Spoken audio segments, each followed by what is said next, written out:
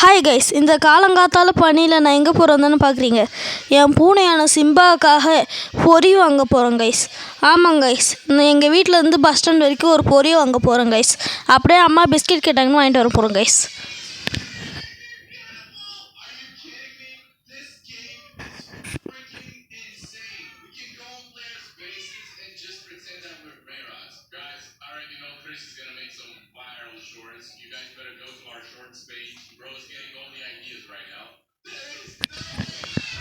Guys, கடைக்கு வந்தாச்சு. பொரியை வாங்கி பேக்கில் போட்டாச்சு. அந்த சால்ட்டு பிஸ்கெட்டையும் வாங்கிட்டோம் கைஸ்.